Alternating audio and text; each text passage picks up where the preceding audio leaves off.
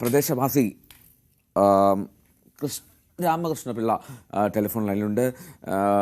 ശ്രീ രാമകൃഷ്ണപിള്ള, താങ്കൾ അവിടെ ഉണ്ടായിരുന്നോ, കണ്ടിരുന്നോ അവിടെ സാഹചര്യം? അറിഞ്ഞാണ് ഞാൻ അവിടെ ചെല്ലുന്നത്. 7 മണിയോട് കൂടിയാണ് ഈ സംഭവം ഉണ്ടായത്. അമിത വേഗത്തിൽ അവിടെ ചെന്നപ്പോൾ അന്വേഷിച്ചപ്പം അതിന്റെ പ്രവർത്തനവുമായി ബന്ധപ്പെട്ട് നിൽക്കുകയാണ്. അവിടെ ചെന്നപ്പോഴാണ് നമുക്ക് അറിയാൻ കഴിഞ്ഞത് അമിത വേഗത്തിൽ വന്ന വാഹനമാണ്. 6 മണി മുതലേ കുട്ടികൾ പള്ളിക്കൂടങ്ങളിൽ പോകാൻ വേണ്ടി അവിടെ നിൽക്കാറുണ്ട്.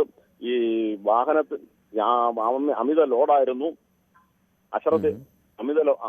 അമിതമായ ലോഡുമായിട്ടാണ് വന്നത്. യാതൊരു നിയന്ത്രണവും ഗവൺമെന്റിന്റെ ഭാഗത്തുനിന്നോ എന്നും ഇല്ലാത്തതിന്റെ ഒരു പോരായ്മയാണ് ഇതൊക്കെ നടക്കുന്നത്. എല്ലാ ദിവസവും പല പ്രാവശ്യവും ഞാൻ അധികാരികളുടെ അടുത്ത് മുമ്പിൽ വിളിച്ചു പറഞ്ഞിട്ടുള്ളതാണ്.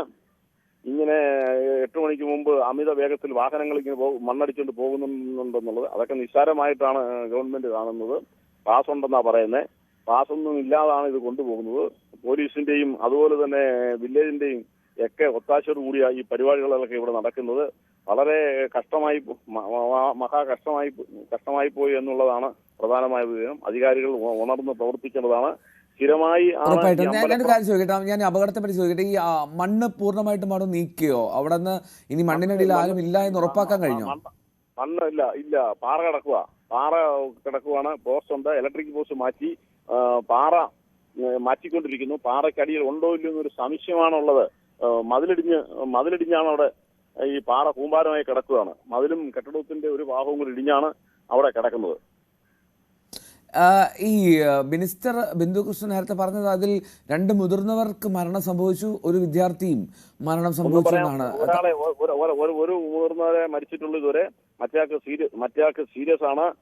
5 കുട്ടികളുണ്ട്. അതിൽ 3 കുട്ടികൾ മരിച്ചു പോയിട്ടുണ്ട്. അതായത് അവിടെ നിന്ന് കൊണ്ടുപോകുമ്പോൾ തന്നെ മരണം സംഭവിച്ചു എന്നാണോ? മരണം സംഭവിച്ചു വരുന്നു. കൈ പ്രത്യേകമായി മാറിയിരുന്നു. അതിദാരുണമായ സംഭവമാണ്. ഇത് ഉണ്ടാവാതിരിക്കാൻ ചേട്ടാ, ഇത് ഈ കുട്ടികൾ എന്ന് പറയുമ്പോൾ എത്ര വയസ്സുള്ള വിദ്യാർത്ഥികളായിരുന്നു അവര്? അറിയാമോ എത്രാം ക്ലാസ്സിൽ പഠിക്കുന്നവർ? 15 വയസ്സിന് താഴെയുള്ള കുട്ടികളെല്ലാം 15 വയസ്സിന് താഴെയുള്ള കുട്ടികളാണ്. കോളേജിൽ പോകുന്നവരല്ല. തിരക്കിയപ്പം സ്കൂളുകളിൽ പോകുന്നവരാണ്.